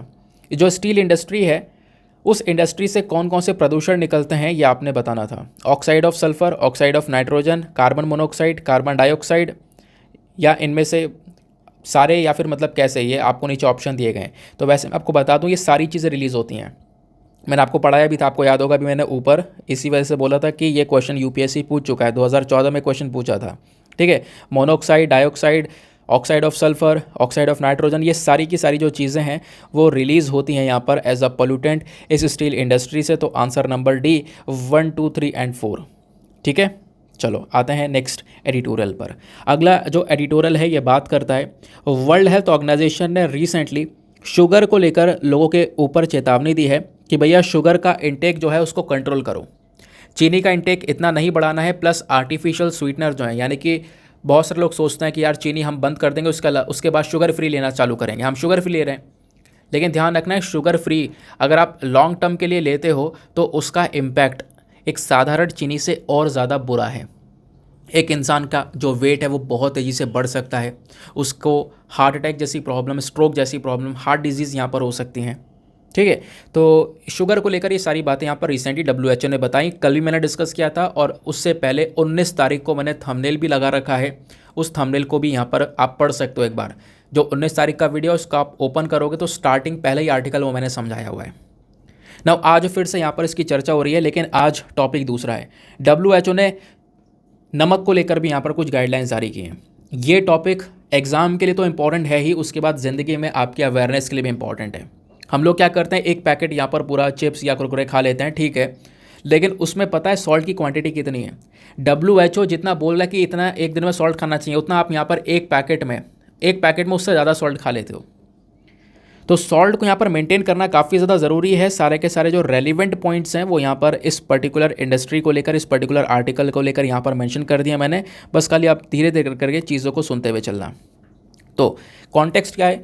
WHO ने यहाँ पर रिकमेंड किया है कि डेली बेसिस पर हर रोज़ आपको 5 ग्राम से कम ही मात्रा में जो नमक है वो खाना है। ये एडल्ट्स के लिए, 18+ वाले लोगों के लिए रिकमेंडेशन आई है। लेकिन इंडिया में जो कंजम्पशन हो रहा है नमक का वो इससे दोगुना है। 10 ग्राम से भी ज़्यादा लोग यहाँ पर डेली बेसिस पर नमक को खा रहे हैं। वर्ल्ड हेल्थ ऑर्गेनाइजेशन का यहाँ पर उन्होंने एक बेसिकली गोल सेट कर रखा है, जहाँ पे मेन मकसद है कि 2025 तक जो भी नमक का इंटेक हो रहा है अलग अलग देशों में उसको 30% से कम करना। लेकिन प्रोग्रेस इंडिया में काफ़ी ज़्यादा स्लो है। इंडिया बहुत धीरे धीरे आगे बढ़ पा रहा है। आप ऐसा कह सकते हो नमक का कंजम्पशन अभी भी इंडिया में बहुत ज़्यादा बड़े लेवल पर हो रहा है, ऐसा यहाँ पर बोला जा रहा है। सवाल यह है कि ऐसा डब्ल्यूएचओ क्यों बोल रहा है, हमें ये नमक का इंटेक क्यों कम करना चाहिए, पहले हम ये डिस्कस करते हैं। तो डब्ल्यूएचओ ने बोला है कि अगर आप ज़्यादा नमक खाते हो ना तो उसकी वजह से उसके जो परिणाम हैं वो बहुत ज़्यादा खतरनाक हैं।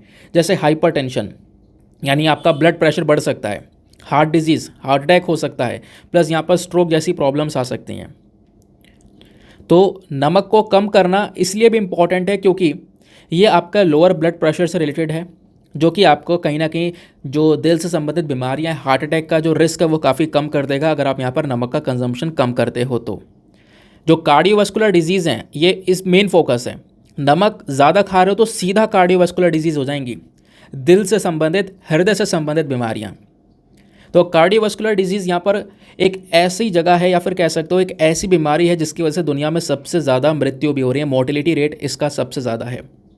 और ऑब्वियस ही बात है, जब लोगों की मृत्यु हो रही है तो उसका असर पूरे के पूरे जो देश है उसकी इकोनॉमी के ऊपर पड़ता है। तो इसकी वजह से इकोनॉमिक इम्पैक्ट भी काफ़ी ज़्यादा पड़ा है लो और मिडिल इनकम कंट्रीज़ के अंदर में, जहाँ पर लोगों की आय ज़्यादा अच्छी नहीं है। वैसे कंट्रीज़ की बात कर रहे हैं, फॉर एग्जाम्पल यहाँ पर इंडिया जैसे वो मिडिल इनकम कंट्रीज़ में आता है। कार्डियोवास्कुलर डिजीज़ और हाइपरटेंशन, ये इंडिया में सबसे बड़ी चुनौती है पहले से ही, अलग अलग फैक्टर्स की वजह से, क्योंकि ये जो कार्डियोवास्कुलर डिजीज़ हैं सबसे ज़्यादा पुरुष में आपको देखने को मिलेगी भारत के अंदर में। और स्पेशली अगर हम पूरे इंडिया की बात करें तो जो हमारे सदर्न स्टेट्स हैं, साउथ में, आपके साउथ में स्टेट्स कौन कौन से हो गए, तमिलनाडु हो गया, केरला हो गया, कर्नाटका हो गया, है ना। उसके अलावा यहाँ पर ये जो जितने भी साउथ स्टेट्स हैं वहाँ पर थोड़ा ज़्यादा आपको ये कार्डियोवास्कुलर डिजीज़ देखने को मिल जाएंगी, हृदय संबंधित बीमारियाँ देखने को मिल जाएंगी। 2020 की एक रिपोर्ट है medical certification of the cause of death को लेकर, उन्होंने यहाँ पर दिखाया एग्जैक्टली कि 31% जो मृत्यु हुई है ना इंडिया के अंदर में, वो कहीं 2020 में वो कहीं ना कहीं हाइपरटेंशन की वजह से हुई हैं, हाई ब्लड प्रेशर की वजह से हुई हैं, जो कि अगेन ज़्यादा नमक के कंजम्पशन की वजह से होता है। उसके अलावा वर्ल्ड इकोनॉमिक फोरम का जो रिपोर्ट है उन्होंने भी यहाँ पर मतलब एक प्रोजेक्शन रखा है, एक टारगेट रखा है कि जो इंडिया की इकोनॉमी है ना, इंडिया की इकोनॉमी बहुत बड़ा झटका फेस कर सकती है। 2030 तक इस कार्डियोवास्कुलर डिजीज़ की वजह से $2 ट्रिलियन तक इंडिया को लॉस हो सकता है, ऐसा यहाँ पर बोला जा रहा है। क्योंकि लोगों का लॉस, ऑब्वियस ही बात है, देश का लॉस, और एक ऐसा लॉस जिसको रोका जा सकता है ना। भाई नमक का इंटेक ही तो आपको कंट्रोल करना है, ऐसा भी नहीं बोल रहे हैं कि पूरी तरह से ख़त्म ही कर देना है, थोड़ा बहुत कंट्रोल कर लो, जितना आज के समय पर कंज्यूम कर रहे हो उसको थोड़ा सा कम कर दो। रेगुलेटेड वे में हर चीज़ अच्छी होती है, लेकिन अगर यहाँ पर एक आउट ऑफ कंट्रोल जो चीज़ हो जाती है ना, उसका असर बुरा ही होता है, ये आपको पता ही होगा। तो अब यहाँ पे क्या हुआ, इसके लिए सरकार ने अलग अलग प्रकार के जो इनिशिएटिव है वो चलाएं। ईट राइट इंडिया कैंपेन को स्टार्ट किया गया है। ये ना food safety standard authority of India ने इस कैंपेन को लॉन्च किया था। इस कैंपेन का मेन मकसद यही है कि जो भारत का पूरा फूड सिस्टम है इसके अंदर हम बदलाव कर सकें। फूड को, जो हर एक व्यक्ति के पास में फूड है, जो खाना है, उसको सेफ़, न्यूट्रिशियस और सस्टेनेबल फूड बना सकें, यही हमारा मेन मकसद है। ईट राइट इंडिया कैंपेन का नाम ही है ईट राइट इंडिया कैंपेन। फिर एक दूसरा प्रोग्राम भी यहाँ पर स्टार्ट किया गया है, आज से थोड़ा कम कैंपेन करके। ये भी यहाँ पर FSSAI ने ही स्टार्ट किया है, आज से थोड़ा कम। ये एक सोशल मीडिया कैंपेन है। इतने सारे एफर्ट्स भारत ने लगाए, उसके बावजूद भी इंडिया में सोडियम कंजम्पशन आज के समय में एवरेज लेवल से भी ज़्यादा है। 5 ग्राम कंजम्पशन होना चाहिए डेली बेसिस पर, हर एक व्यक्ति 5 ग्राम से कम ही कम यहाँ पे नमक खाएगा तो उसके लिए बेस्ट है। लेकिन हो कितना रहा है, लोग यहाँ पे 11 ग्राम से ज़्यादा यहाँ पर डेली बेसिस पर सोडियम इंटेक कर रहे हैं। ये कहीं ना कहीं अपने आप में एक प्रॉब्लमेटिक चीज़ है। अब क्वेश्चन है कि नमक खाएं ना क्या? नहीं, नमक ज़रूरी भी है, आपके बॉडी के लिए आवश्यक भी है, लेकिन ध्यान रखना है कंट्रोल वे में, 5 ग्राम से कम कम। अब नमक हमारी बॉडी के लिए ज़रूरी क्यों होता है? क्योंकि देखो जो सॉल्ट है ना, ये जो सोडियम क्लोराइड होता है इसके अंदर में, ये एक इम्पॉर्टेंट न्यूट्रिएंट है जो आपके बॉडी में अलग अलग इम्पॉर्टेंट रोल को प्ले करता है। सोडियम बेसिकली यहाँ पर एक इलेक्ट्रोलाइट है जो कि आपके बॉडी के अंदर जो फ्लूइड है उसको रेगुलेट करने का काम करता है। सॉल्ट का कंजम्पशन हमारे बॉडी के लिए इम्पॉर्टेंट भी है, लेकिन अगर इसको ज़्यादा में करते हो, ज़्यादा एक्सेस मात्रा में होता है, तो कहीं ना कहीं इसका जो इम्पैक्ट है वो हेल्थ को अच्छा करने की बजाय हेल्थ को और ज़्यादा बुरा कर देगा। ठीक है, अब सवाल यहाँ पर यह है कि इन प्रॉब्लम से कैसे लड़ा जा सकता है, वो यहाँ पर इस एडिटोरियल में डिस्कस किया गया है। तो इंडिया को यहाँ पर एक डिटेल नेशनल स्ट्रेटजी की आवश्यकता है। पूरे देश के लेवल पर एक स्ट्रैटेजी लेकर चलनी पड़ेगी, जहाँ पे हमें बताना होगा सॉल्ट कंजम्पशन को लेकर सारा की सारी जो जानकारी है वो यहाँ पर देनी पड़ेगी। जो हमारी राज्य सरकार है, केंद्र सरकार है, यानी स्टेट गवर्नमेंट, यूनियन गवर्नमेंट, दोनों मिलकर आपस में कोलैबोरेट कर सकते हैं। उनका कोलैबोरेट करना, आपस में मिलकर काम करना ज़रूरी है, तभी जाकर यहाँ पर ये हाइपरटेंशन जैसी प्रॉब्लम से, जो कि सोडियम इंटेक से, एक्सेसिव सोडियम इंटेक से हो रही हैं, उसको कंट्रोल कर पाएंगे। तो सोडियम इंटेक को यहाँ पर कम करना, इसके कंजम्पशन को यहाँ पर कम करने के लिए एक हमें स्ट्रैटेजी तो लेकर चलनी पड़ेगी। और उसी स्ट्रैटेजी की वजह से जो नॉन कम्युनिकेबल डिजीज़ हैं, जैसे हार्ट डिजीज़ वगैरह, ये चीज़ें कम हो पाएंगी। ये वो बीमारियां हैं जिसकी वजह से दुनिया भर में सबसे ज़्यादा मौतें होती हैं। इवन इंडिया के अंदर भी यहाँ पर सबसे ज़्यादा मृत्यु हो रही हैं। तो ये जो सोडियम रिडक्शन पॉलिसी है ना, सोडियम को कम करने की जो ये नीति है, ये हमारे लिए इम्पॉर्टेंट इसलिए भी है क्योंकि इसके माध्यम से हम अपने सस्टेनेबल डेवलपमेंट गोल्स की तरफ आगे बढ़ रहे होंगे। आपको पता होगा, मैंने कई बार पढ़ाया है कि जो सस्टेनेबल डेवलपमेंट गोल हैं, टोटल आपके 17 गोल हैं जो कि 2030 तक हमने अचीव करने हैं। तो इसी गोल का यहाँ पर एक इम्पॉर्टेंट हिस्सा भी है सोडियम रिडक्शन। जो कि यहाँ पर मतलब इसी गोल में हमारा एक टारगेट भी है ना कि हम नॉन कम्युनिकेबल डिजीज़ से होने वाली जो डेथ है उसको यहाँ पे कम कर सकें। तो वो कम कर पाएंगे तब जब हम सोडियम इंटेक को थोड़ा सा रिड्यूस कर पाएंगे। ठीक है, तो ये पूरा का पूरा आर्टिकल था। आई होप गाइज आपको यहाँ पर भी एक क्लैरिटी मिल चुकी है। इसके अलावा यहाँ पर एक और आर्टिकल आपको ये देखने को मिल जाएगा, ONDC। पक गए यार पढ़ पढ़ के, मतलब पिछले सप्ताह में 3 बार ये आर्टिकल पढ़ा चुका हूँ। Open network for digital commerce, एक बार एडिटोरियल कवर करवा चुका हूँ, आप इसके ऊपर मेंस का क्वेश्चन लिख चुके हो, याद होगा। अभी 2 दिन हुए हैं, आपने इस पे मेंस आंसर राइटिंग की है ONDC को लेकर, तो दोबारा से रिपीट नहीं करेंगे। आप मेरे हिसाब से परसों का वीडियो देख सकते हो। ठीक है, परसों का वीडियो ओपन करना और बिल्कुल लास्ट में चले जाना, बिल्कुल लास्ट में। वहीं पर मैंने एक एडिटोरियल डिस्कस किया है, ONDC के बारे में बताया है कि कैसे यहाँ पर स्विगी या फिर जोमेटो है या फिर अमेजन है, फ्लिपकार्ट है, उनकी जॉब को खा सकता है यहाँ पर ये ONDC, that is open network for digital commerce. ठीक है, तो दोस्तों ये थे सारे के सारे हमारे आर्टिकल्स। आई होप आपको मज़ा आ चुका होगा, अच्छे से यहाँ पर सारी चीज़ें समझ में आ चुकी होंगी। मेंस का क्वेश्चन आपको मिल ही चुका है। नाउ फटाफट प्रीलिम्स वाले क्वेश्चन को देखते हैं। तो जो प्रियम्बल होता है संविधान का, वो क्या है? तो इसका सही उत्तर है ऑप्शन नंबर डी। वो हमारे संविधान का हिस्सा भी है, लेकिन उसका कोई लीगल इफेक्ट इंडिपेंडेंटली नहीं है। जो प्रियम्बल है वो संविधान का हिस्सा तो है, लेकिन आप कह सकते हो अलग से यहाँ पर उसका कोई कानूनी प्रभाव है नहीं। वो कॉन्स्टिट्यूशन के साथ में मिलकर उसका प्रभाव ज़रूर देखने को मिलेगा, लेकिन अलग से इंडिपेंडेंटली उसका कोई इफेक्ट नहीं देखने को मिलता। इस वजह से ऑप्शन नंबर डी जो है हमारा, वो सही उत्तर आपको देखने को मिल जाएगा। ठीक है, तो दोस्तों ये थे सारे के सारे डिस्कशन, और मिलते हैं आप लोगों से अगले वीडियो में। आज के लिए bye bye, have a nice day, thank you and जय हिंद।